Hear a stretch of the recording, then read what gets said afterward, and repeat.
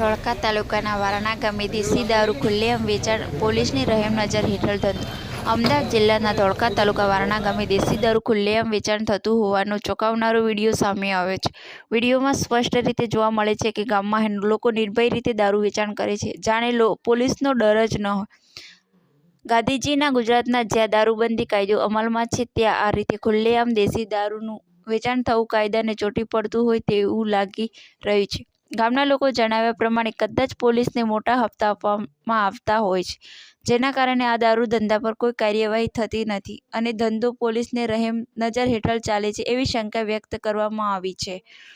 વારણા ગામના લોકોએ જોરદાર માંગ છે કે આવા દારૂના અડ્ડાઓ તાત્કાલિક બંધ કરવામાં આવે તેમજ જે લોકો દારૂનું વેચાણ કરે છે એમના સામે કાયદેસર કાર્યવાહી કરવામાં આવે. સાથે જ જો ધંધા પાછળ પોલીસની કોઈ અધિકારીઓની રહેમ નજર હોય તો તેની ઉચ્ચ સ્તરે તપાસ કરવામાં આવે તેવી માંગ ઉઠી છે.